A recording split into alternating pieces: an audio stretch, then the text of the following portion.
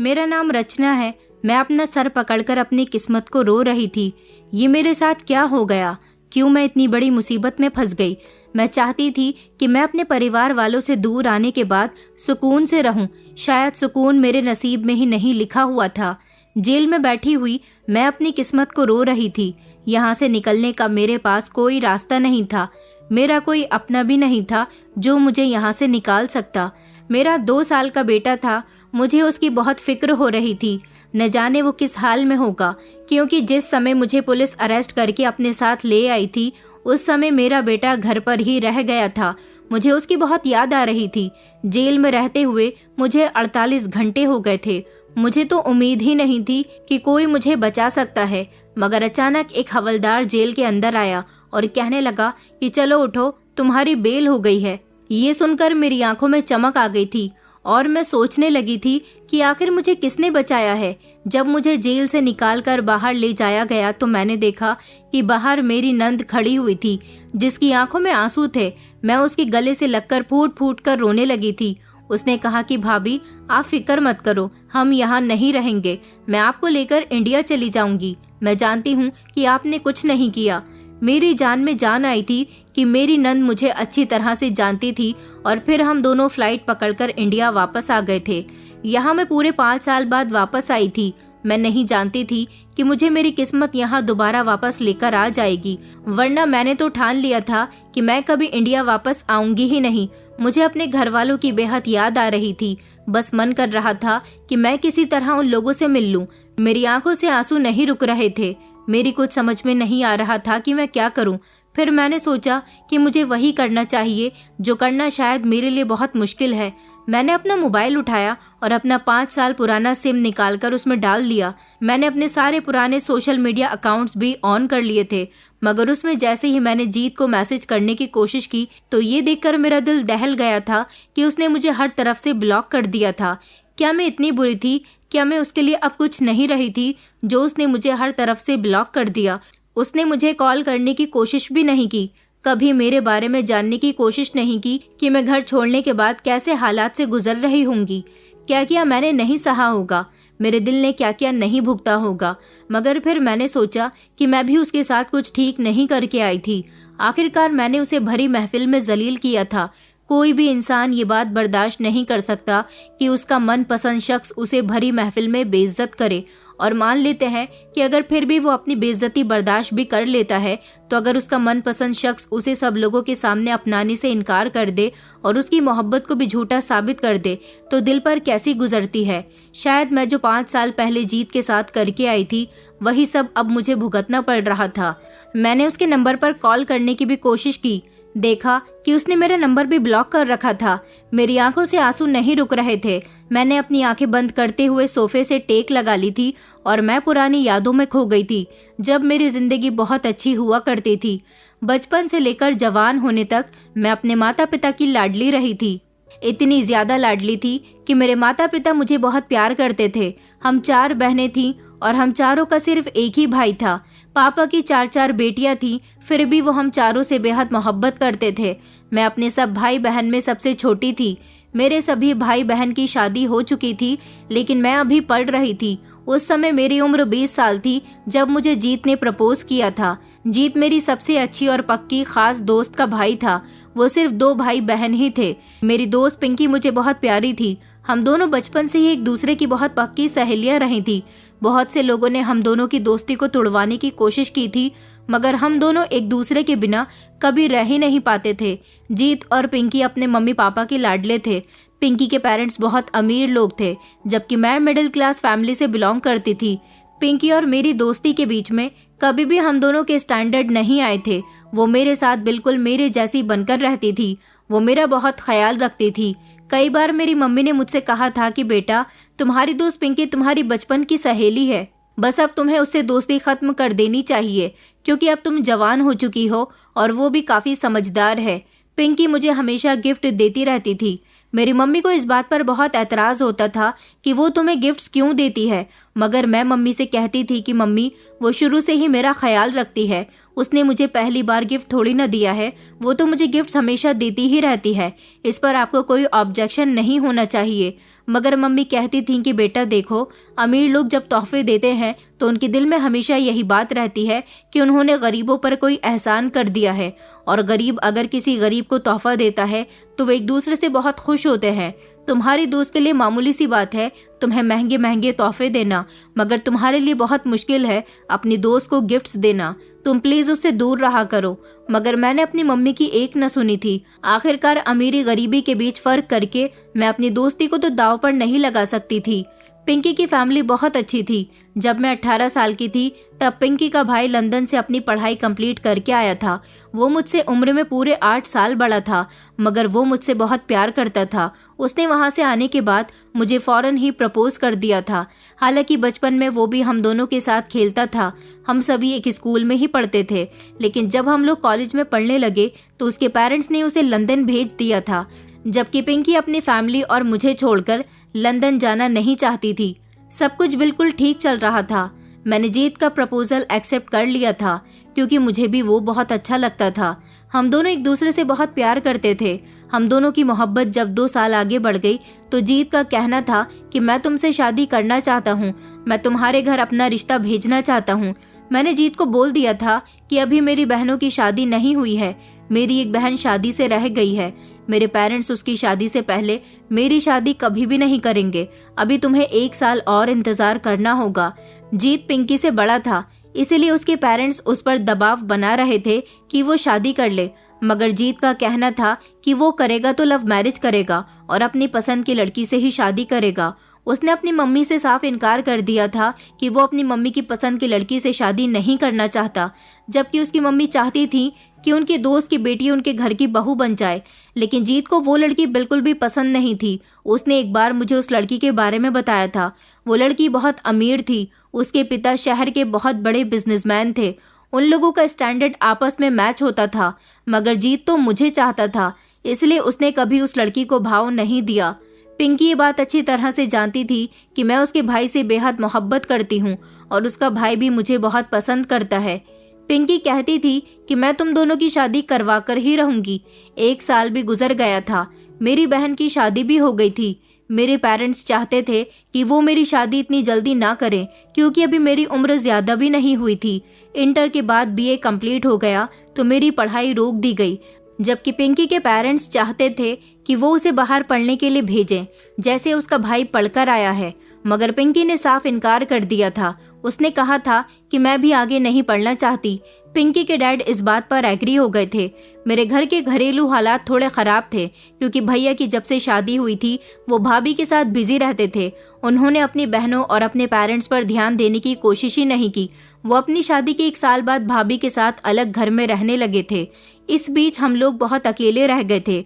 पापा की अकेली कमाई थी। भैया से पहले वो 2 बहनों की शादी कर चुके थे। उस समय भैया पापा को अपनी सैलरी दिया करते थे, इसीलिए पापा को भैया से काफी सहारा था। आखिरकार पापा ने भैया को अच्छे कॉलेज में पढ़ाया था, उनकी अच्छी नौकरी लगवाई थी। उन्हें भैया से बहुत सारी उम्मीदें थीं, मगर वो सारी उम्मीदें भाभी के आने के बाद चूर चूर हो गई थी, क्योंकि भाभी के आने के बाद भैया पूरी तरह से बदल गए थे। उन्हें हम सब बुरे लगने लगे थे। उन्होंने अपना दूसरा घर खरीद लिया और फिर उन्होंने कभी हम लोगों को पलटकर नहीं देखा। मेरे तीसरे नंबर वाली बहन का रिश्ता आया था तो पापा ने वो एक्सेप्ट कर लिया और बहन की शादी कर दी। हालांकि ये शादी बड़ी 2 बहनों से मामूली तौर पर हुई थी, लेकिन अच्छे घर में हुई थी, इसलिए लड़के वालों को दान दहेज से कोई एतराज नहीं था। मेरी बहन खूबसूरत थी। लोगों को सिर्फ खूबसूरत लड़की चाहिए थी। खूबसूरती में तो मैं भी कम नहीं थी। मैं अब ज्यादातर घर में ही रहने लगी थी, क्योंकि हमारे यहाँ का माहौल ऐसा नहीं था कि हम बाहर ज्यादा आना जाना करते।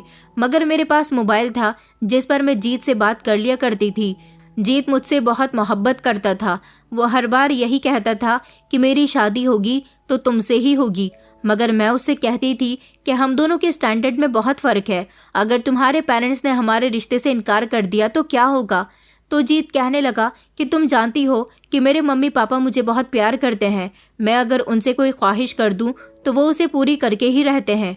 मुझे पूरा यकीन है कि वो लोग हम दोनों के रिश्ते से इनकार नहीं करेंगे।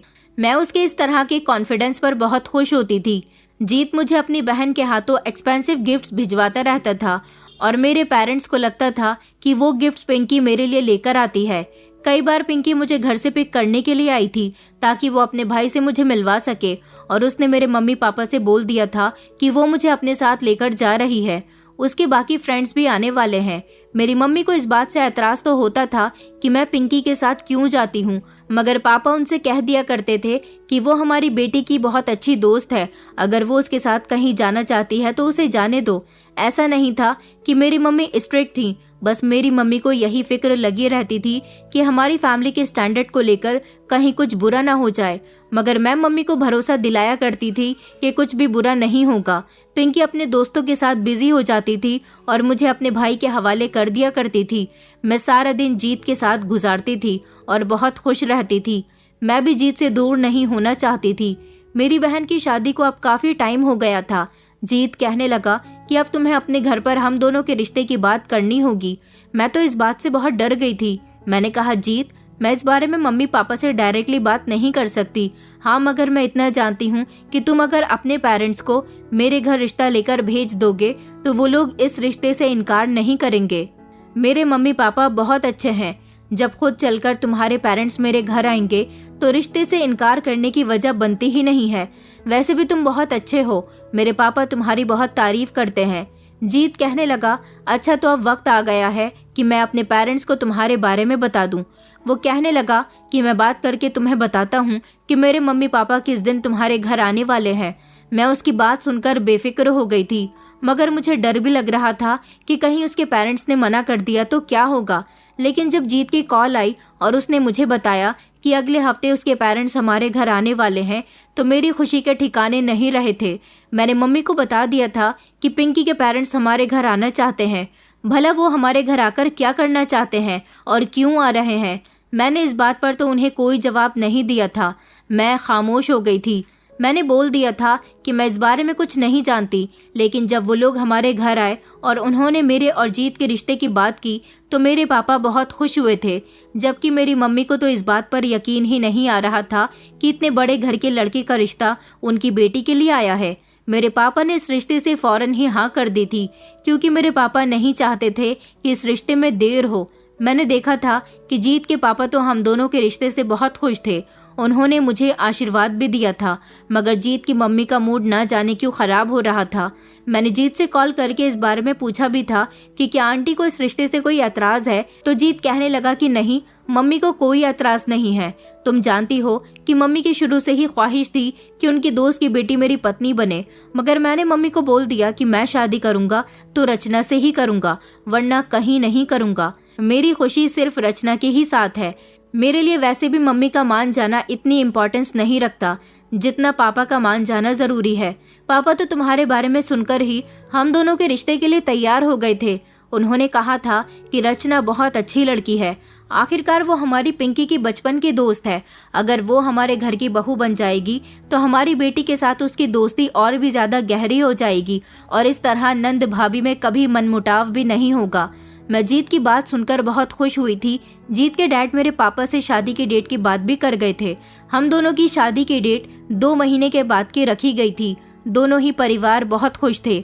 मेरी सारी बहनों ने जब ये खबर सुनी तो वो लोग भी मेरी किस्मत को बहुत अच्छा बता रही थी।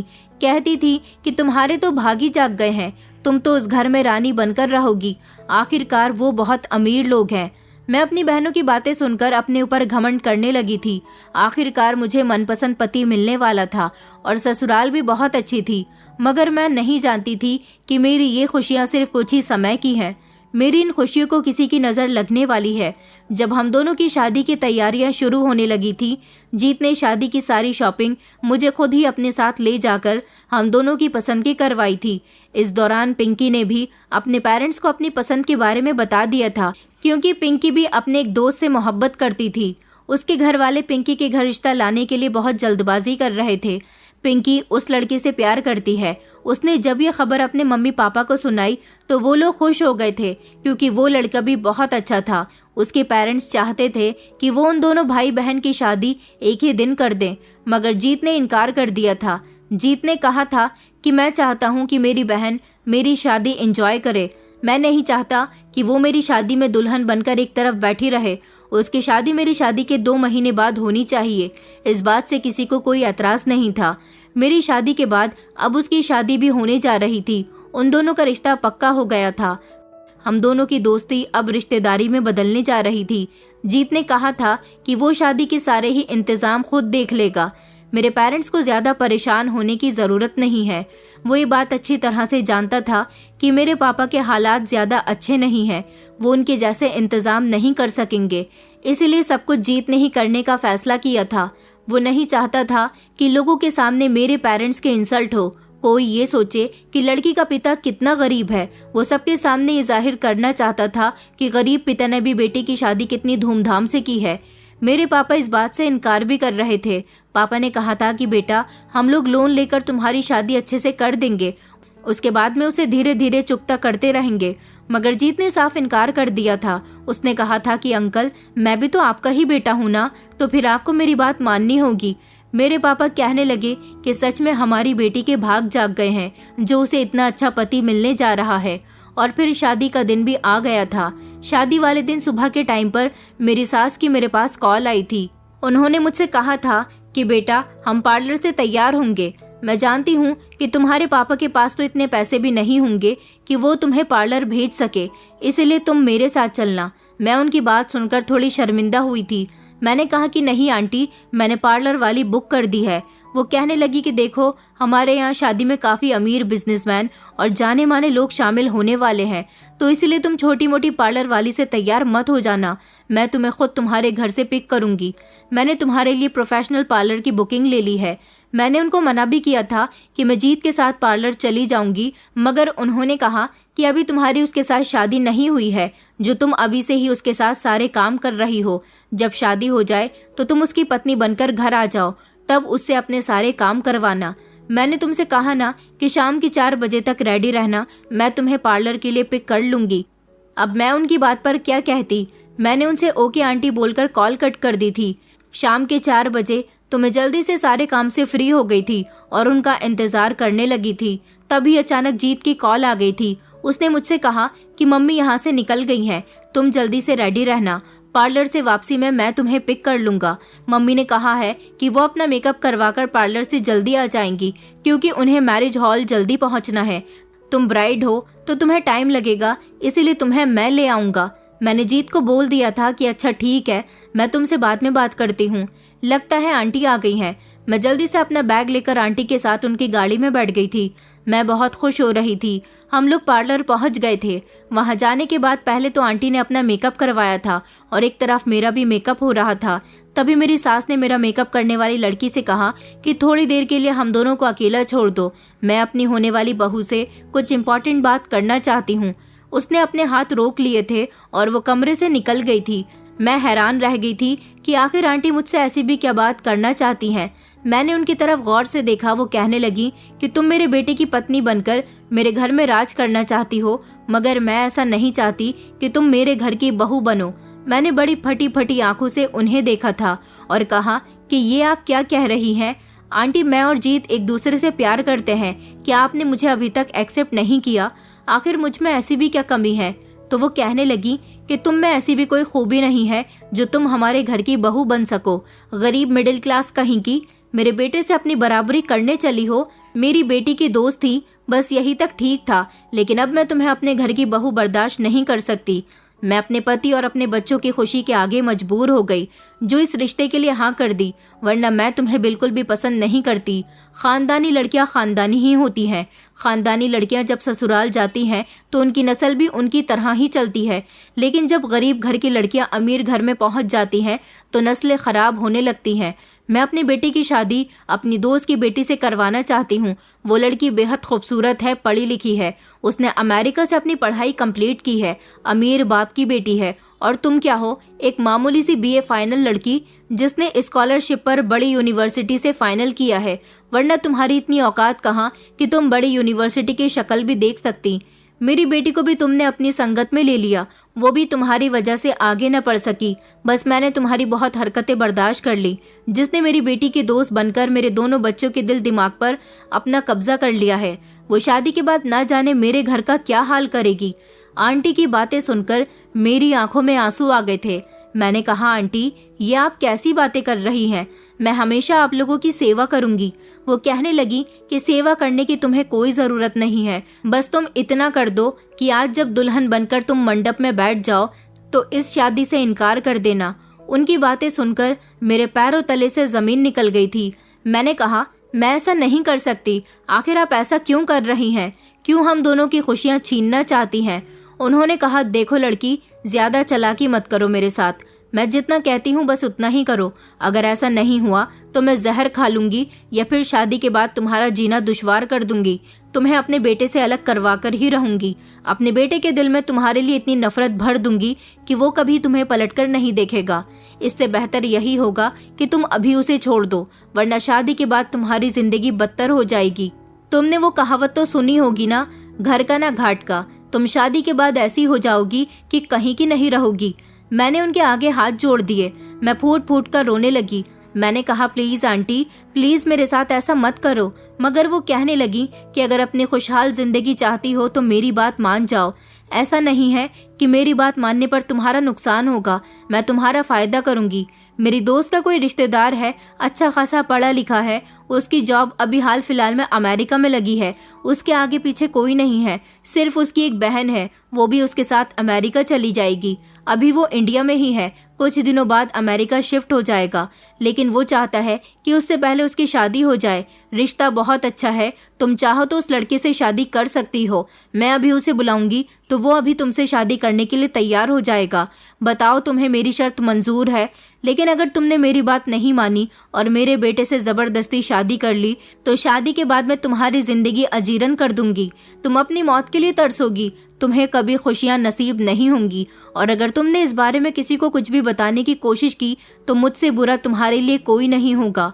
तुम नहीं जानती कि मेरे एक इशारे पर तुम्हारे माँ बाप का कत्ल हो सकता है और उसका इल्जाम भी मैं आसानी से तुम पर लगवा सकती हूँ।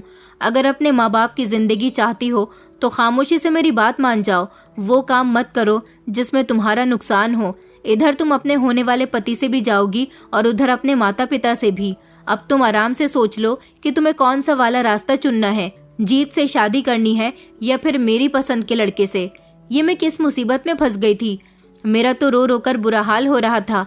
मैं बार बार उनसे कह रही थी कि प्लीज मेरे साथ ऐसा मत करो, मैं जीत को नहीं छोड़ सकती। उन्होंने कहा कि तुम्हें ऐसा करना ही होगा। अब मैं क्या करती? मेरे पास कोई और रास्ता नहीं बचा था। मैंने मजबूरी में आकर आंटी की बात मान ली थी। उन्होंने मेकअप आर्टिस्ट को कमरे के अंदर भेज दिया था। वो मेरा मेकअप कर रही थी और लगातार मेरी आंखों से आंसू निकल रहे थे। मेरा मन तो कर रहा था कि आज मेरी मौत हो जाए, मगर कुछ नहीं हो सकता था। आंटी गाड़ी में बैठी हुई मेरा इंतजार कर रही थी। मेरी शादी में अभी 1 घंटा रह गया था। वो मुझे अपने साथ ले गईं और उन्होंने उस लड़के को भी बुला लिया जिसके साथ वो मेरी शादी करवाना चाहती थी। लेकिन उस लड़की को देखकर मेरे होश उड़ गए थे, क्योंकि वो लड़का नहीं बल्कि एक उम्रदार आदमी था। उसकी उम्र मुझसे बहुत ज्यादा थी। वो लगभग 45 साल की उम्र का था। मगर अब मैं क्या कर सकती थी? मैंने खामोशी से उसके साथ शादी कर ली। वो बहुत खुश था, मगर आंटी वहां से जा चुकी थी। वो 45 साल का आदमी अब मेरा पति बन चुका था, क्योंकि आंटी ने मेरी उसके साथ कोर्ट मैरिज करवा दी थी।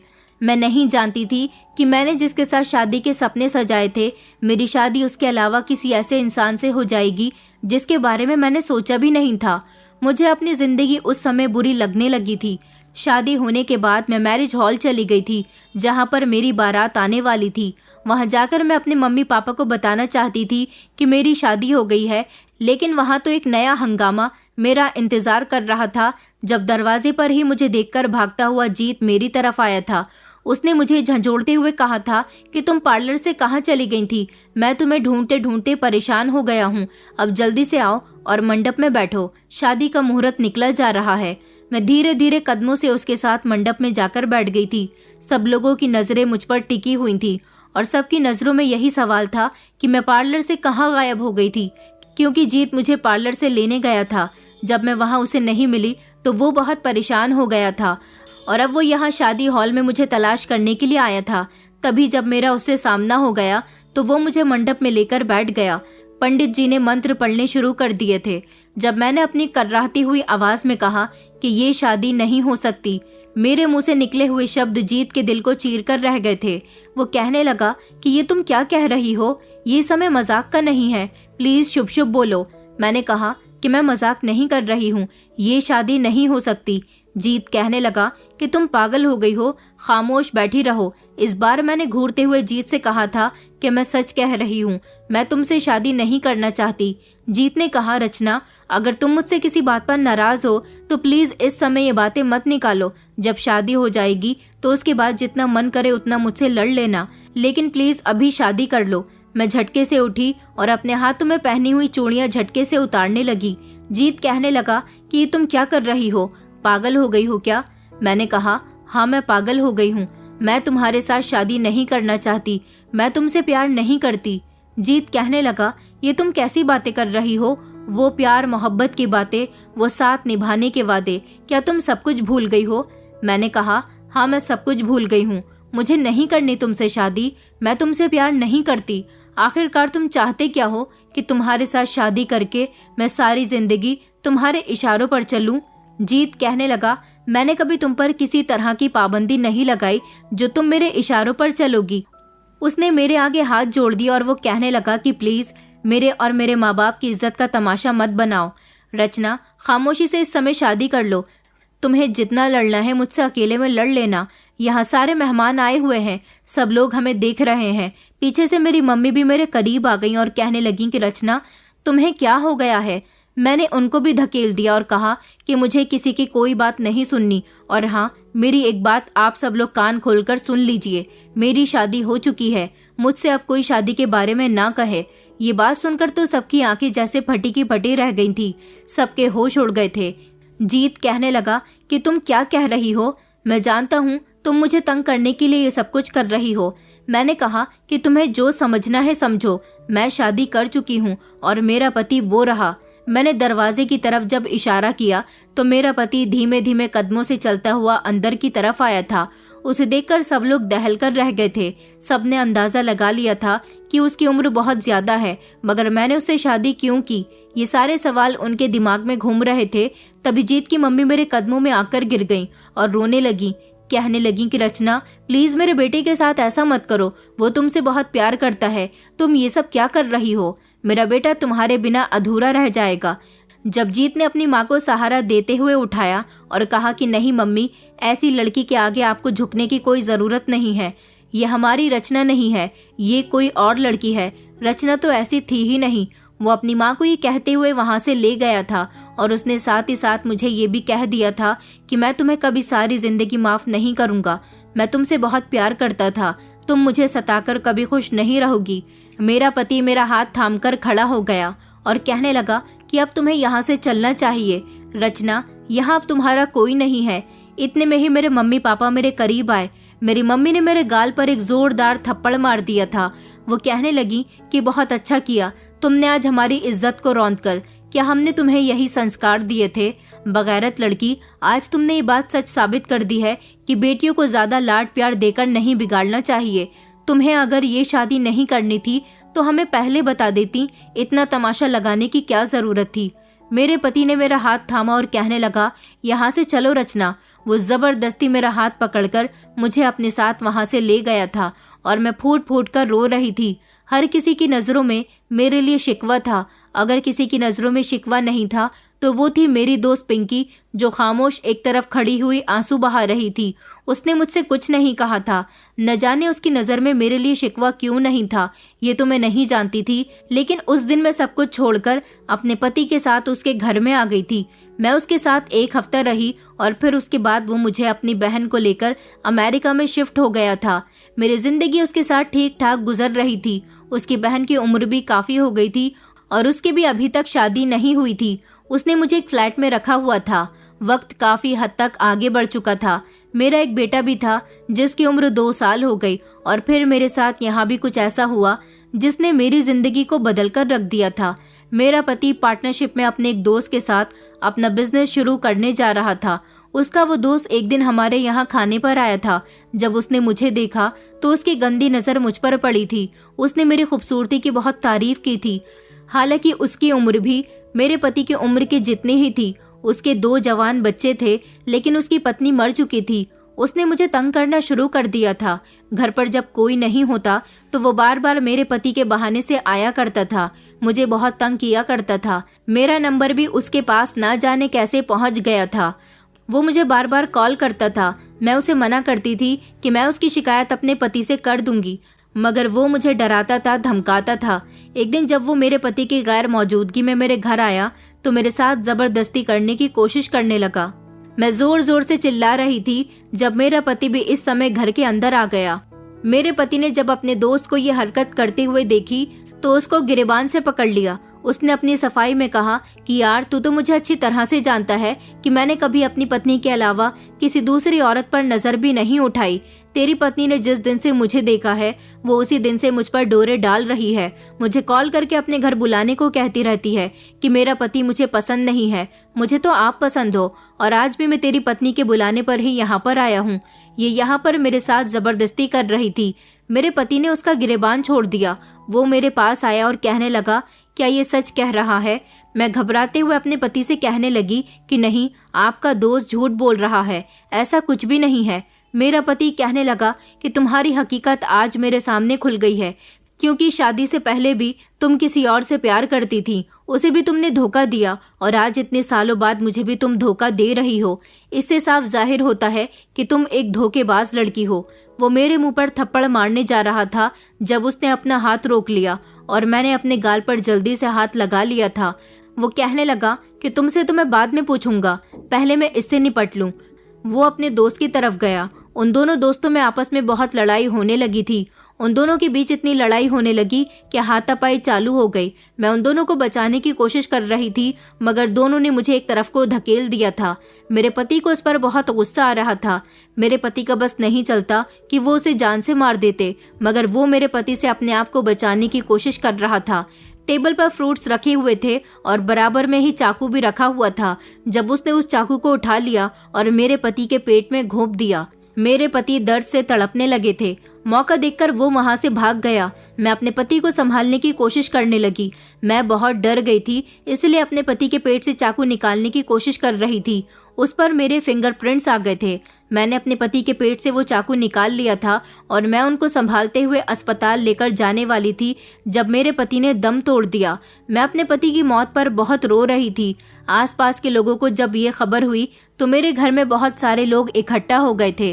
पुलिस को फोन कर दिया गया था और जब पुलिस आई तो पुलिस ने मुझे अरेस्ट कर लिया। मेरे पति की मौत का सारा इल्जाम मुझ पर आ गया था और मैं जेल चली गई थी। 2 दिन बाद मुझे मेरी नंद ने वहां से जमानत पर रिहा कर दिया था। उसने अपने भाई का केस वापस ले लिया था क्योंकि वो जानती थी कि मेरी कोई गलती नहीं है, और अब मैं उसके घर में बैठी हुई अपनी पुरानी जिंदगी को याद कर रही थी। मेरे हाथ में मोबाइल था और मैं चाहती थी कि मेरी किसी से बात हो जाए। मेरे मम्मी पापा तो मुझसे बेहद नाराज होंगे। वो तो कभी मुझसे बात नहीं करेंगे और ना ही मुझसे कभी जीत बात करेगा, लेकिन एक इंसान है जो मुझसे बात कर सकता है। वो है मेरी दोस्त पिंकी। मैंने उसका नंबर डायल किया। कई बार रिंग गई थी मगर किसी ने फोन नहीं उठाया था। फिर मैंने 2-3 बार जब और कॉल लगाई तो कॉल रिसीव हो गई थी। मैंने कॉल रिसीव करते ही कहा कि कैसी हो पिंकी, तुम्हें मेरी याद नहीं आई? कभी तुमने मेरी खबर लेने की कोशिश नहीं की? मेरी बात सुनकर उधर फोन पर पिंकी जोर जोर से रोने लगी थी और कहने लगी कि रचना, तुम कहाँ चली गई थी? तुमने भी तो मुझे याद नहीं किया। तुम कहाँ पर हो? प्लीज मुझे बताओ, मैं तुमसे मिलना चाहती हूँ। मैंने कहा कि मैं भी तुमसे मिलने के लिए बेचैन हो रही हूँ। रचना ने मुझसे कहा, तो फिर तुम मुझे एड्रेस बताओ, मैं तुमसे मिलने के लिए आ रही हूँ। रचना मुझसे मिलने के लिए मेरी नंद के घर आ गई थी। जब 5 साल के बाद उसने मुझे देखा तो गले लगकर फूट फूट कर रोने लगी। मैंने उसे अपने बारे में सब कुछ बता दिया था। वो कहने लगी कि तुमने तो मुझे पराया ही समझ लिया था। इतना सब कुछ हो गया, तुमने मुझे क्यों नहीं बताया? मैंने कहा शायद तुम भी मुझे गलत समझती। तो वो कहने लगी कि गलत तो मैंने तुम्हें उस दिन भी नहीं समझा था जिस दिन तुम सब कुछ छोड़कर यहाँ से जा रही थी। मैंने उसको अजीब सी नजरों से देखा था क्योंकि वो समझ गई थी कि मेरी नजरें उससे सवाल कर रही हैं। वो कहने लगी कि मैं सब कुछ जानती हूँ कि तुम्हारे साथ ये सब किसने किया था, क्योंकि मैंने शादी से 2 दिन पहले मम्मी को फोन पर बात करते हुए सुन लिया था। वो तुम्हारे पति से बात कर रही थी। उन्होंने उससे कहा था कि वो रचना को शादी के लिए तैयार कर लेंगी। इस तरह उस उम्रदार आदमी को कुंवारी और कम उम्र की खूबसूरत लड़की भी मिल जाएगी और उनका भी पीछा छूट जाएगा। मैंने मौके पर ही मम्मी को पकड़ लिया था और उनसे कहा था कि आप ये सब क्या कर रही हैं? क्या आप भैया और रचना को अलग करना चाहती हैं? मम्मी ने मेरा हाथ दबोचते हुए कहा था कि अब तुम्हें सब कुछ पता चल गया है तो इस बारे में किसी को कुछ भी बताने की जरूरत नहीं है। मैंने उनसे कहा था मगर मैं पापा और भैया को ये सब बात बताकर ही रहूंगी। आखिर आप ये बहुत गलत कर रही हो। आप रचना की शादी कहीं और करवाना चाहती हो। मम्मी ने कहा था कि अगर तुम अपनी शादी अपनी पसंद के लड़के के साथ करना चाहती हो तो फिर खामोश रहो, वरना मैं तुम दोनों को भी अलग कर दूंगी। मैंने कहा मम्मी, जब मेरी शादी के लिए आप तैयार हो गई हो तो फिर आप भैया और रचना को क्यों अलग करना चाहती हो? मम्मी कहने लगी कि जिस लड़के को तुम पसंद करती हो वो लड़का अमीर परिवार का है, हमारे स्टैंडर्ड का है, लेकिन वो रचना कुछ भी नहीं है। वो कभी हमारे घर की बहू नहीं बन सकती। मम्मी ने मुझे बहुत डराया धमकाया था, कहा था कि खामोश रहो और जो हो रहा है होने दो, इससे पहले मैं तुम्हारा भी रिश्ता खत्म करवा दूं। मैं बहुत मतलबी हो गई थी। अपनी मोहब्बत खोने के डर से मैंने तुम्हारे बारे में किसी को कुछ नहीं बताया। मैं बहुत मजबूर थी। मैं राहुल से अलग नहीं होना चाहती थी, इसलिए मैं खामोश रही। मगर तुम्हारे जाने के बाद मुझे बहुत अफसोस हुआ था कि मुझे डैड और भैया को सब कुछ बता देना चाहिए था। तुम्हारे जाने के 2 महीने के बाद मेरी शादी हो गई थी, लेकिन भैया ने आज तक कभी शादी नहीं की। भैया कहते हैं कि वो किसी लड़की से शादी नहीं करना चाहते। वो बहुत बदल गए हैं, हंसना बोलना भूल गए हैं। सबको तुम गलत लगती हो, मगर मैं जानती हूँ कि तुमने मजबूरी में ये कदम उठाया था क्योंकि मम्मी तुम्हें ब्लैकमेल कर चुकी थी, लेकिन मम्मी को उनके किए की सजा मिल गई। मैंने चौंक कर पिंकी की तरफ देखा था। वो कहने लगी कि मैं सच कह रही हूँ। मम्मी एक बहुत बड़ी बीमारी का शिकार हो गई हैं और इतनी बीमार हो गई हैं कि अब बिस्तर से लग गई हैं। उनका पूरा शरीर लाचार हो गया। वो तुमसे तो अपने किए की माफी नहीं मांग सकती, मगर मुझसे माफी मांगती रहती हैं कि तुम किसी भी तरह रचना को ढूंढ लो। मैंने उसके और अपने बेटे के साथ बहुत गलत किया, मुझे इसी की सजा मिली है। तुम मेरे साथ चलो। मम्मी तुमसे माफी मांगना चाहती हैं। मैंने कहा अगर मैं वहां गई तो मेरा सामना जीत से होगा। मैं उससे किस तरह सामना करूंगी? रचना कहने लगी कि तुम फिक्र मत करो, सब कुछ ठीक हो जाएगा। वो मुझे और मेरे बेटे को लेकर अपने घर आ गई थी। जब मैं वहां गई तो मैंने देखा कि आंटी के कर्राहने की आवाज आ रही थी। वो तकलीफ से गुजर रही थी। मैं उनके कमरे में गई। वो मुझे देखकर बिस्तर पर लेटे लेटे आंसू बहाने लगी और हाथ जोड़कर मुझसे माफी मांगने लगी। मगर अब उनकी माफी मांगने का कोई फायदा नहीं था, क्योंकि वक्त काफी हद तक आगे गुजर चुका था और गुजरा हुआ वक्त कभी वापस नहीं आता। मेरी जिंदगी तो वो बर्बाद कर चुकी थी। मैंने उन्हें माफ कर दिया था। मैं उनके कमरे से निकल ही रही थी जब दरवाजे पर ही मेरी टक्कर जीत से हो गई। जीत ने मुझे घूरती हुई नजरों से देखा था। उसकी आंखों में खून खौल रहा था। उसने मेरा हाथ मरोड़कर मेरी कमर से लगा दिया और कहने लगा, अब क्या लेने आई हो यहाँ? क्या दोबारा से मेरे जख्मों पर नमक छिड़कने के लिए आई हो या फिर मेरी हालत पर हंसने के लिए आई हो? मैंने कहा, जीत प्लीज मुझे माफ कर दो, छोड़ दो मुझे। तभी पिंकी आई और उसने अपने भाई को धकेल कर पीछे किया था। उसने कहा, भैया ये तुम इसके साथ क्या कर रहे हो? आज मैं चुप नहीं रहूंगी। आज मैं आपको सारी सच्चाई बताकर ही रहूंगी। इसने आपके साथ जो कुछ भी किया इसमें इसकी कोई गलती नहीं थी। आप जानना चाहेंगे कि इसे उस आदमी से शादी करने पर मजबूर किसने किया था? जीत ने पिंकी से कहा कि तुम खामोश हो जाओ। हमेशा तुम अपनी दोस्त की साइड लेती हो। तुम्हें तो अपने भाई की तकलीफ नजर ही नहीं आती, उसका तड़पना नजर नहीं आता कि ये किस तरह रोता हुआ मुझे छोड़कर चली गई थी। पिंकी कहने लगी कि मैं आपकी तकलीफ समझती हूँ, लेकिन उस इंसान ने आपकी तकलीफ नहीं समझी जिसने इसे ऐसा करने पर मजबूर किया था। ये तो आपसे बहुत प्यार करती थी। जीत कहने लगा, अच्छा तो फिर वो इंसान कौन है, मुझे बताओ उसके बारे में। पिंकी ने अपने भाई को मेरे सामने सब कुछ बता दिया था, जबकि मैं नजर झुकाए सिर्फ आंसू बहा रही थी। जब जीत ने सुना कि उसकी माँ ने ये सब कुछ किया था तो उसको यकीन नहीं आ रहा था। उसने अपनी बहन से कहा था कि तुम मेरी मम्मी के बारे में ये कैसे शब्द इस्तेमाल कर रही हो? मम्मी ऐसा कभी नहीं कर सकती, ये लड़की ही गलत है। तभी पिंकी ने अपने भाई का हाथ पकड़ा और वो उसे कमरे के अंदर ले गई थी और अपनी माँ से कहने लगी कि आज भैया के सामने आपको सब कुछ सच सच बताना होगा। पिंकी की मम्मी बिस्तर पर लेटे हुए फूट फूट कर रो रही थी और इस दिन उन्होंने अपनी गलती अपने बेटे के सामने एक्सेप्ट कर ली थी। जब जीत ने अपनी माँ के मुंह से उनकी गलती सुनी तो उसने अपनी माँ से कहा कि आपको शर्म नहीं आती? आपने अपने बेटे के साथ इतना सब कुछ कर दिया, अपने बेटे की खुशियाँ छीन ली। तभी तो मैं सोचूं कि ना जाने आपको क्या हो गया। आप तो बहुत अच्छी थी, भगवान ने आपको इतनी बड़ी बीमारी में कैसे डाल दिया। अब मुझे समझ आया कि आपने हम दोनों की जिंदगी के साथ खिलवाड़ किया था, उसी की सजा आपको मिली है। जीत की माँ रो रो कर उससे कह रही थी कि बेटा मुझे माफ कर दो, मुझे नहीं पता था कि तुम इससे इतनी मोहब्बत करते हो कि इसके जाने के बाद भी तुम कभी शादी नहीं करोगे। मैं तो तुम्हारी शादी अपने स्टैंडर्ड की और अपनी पसंद की लड़की के साथ करवाना चाहती थी, बस इसीलिए मैंने ये सब कुछ किया। मगर देखो, बुरा करने वाले इंसान के साथ हमेशा बुरा होता है। मैंने अपने बेटे की खुशियों के बारे में कभी नहीं सोचा, तो आज मेरी हालत इतनी बुरी हो गई। वो लोग कमरे के अंदर ये सब बातें कर रहे थे। इतने में ही मैं अपने बेटे को लेकर वहां से निकल आई थी। मैं दरवाजे तक ही पहुंची थी जब जीत मेरे पीछे भागता हुआ आया और उसने मेरा हाथ पकड़ लिया। उसने कहा कि मुझे माफ कर दो रचना, प्लीज मेरी जिंदगी में शामिल हो जाओ। मैं अपने किए पर बहुत शर्मिंदा हूँ। मेरी मम्मी ने जो भी किया, मैं उनकी तरफ से तुमसे माफी मांगता हूँ। मैंने कहा, मगर मैं अब तुम्हारे काबिल नहीं रही। तो वो कहने लगा कि ऐसा करने की भी तो ऐसा करने के लिए भी तो तुम्हें मेरी मम्मी ने ही मजबूर किया था। मैं अपनी और अपनी मम्मी की गलती सुधारना चाहता हूँ। मैं तुम्हें और तुम्हारे बेटे को एक्सेप्ट करने के लिए तैयार हूँ। तुम आज भी मेरी हो और मेरी ही रहोगी। इस तरह जीत ने मुझे एक्सेप्ट कर लिया था। जब सबको ये बात पता चल गई तो सबने मेरी तरफ से अपना दिल साफ कर लिया था और किसी को भी यकीन नहीं था कि जीत की मम्मी इतना गिर सकती थी। फिर खुशी खुशी मुझे जीत की दुल्हन बना दिया गया था। इतने सालों के बाद ही सही, मगर मैं जीत की पत्नी बनकर उसके घर में आ गई थी और मैंने अपनी सास की बहुत सेवा की थी। मेरी सास मुझसे बहुत खुश हुई थी। आज इस बात को काफी साल गुजर गए, मगर आज भी मेरी सास मुझसे अपनी शर्मिंदगी जाहिर करती है और मेरा पति आज तक अपनी माँ से बात नहीं करता।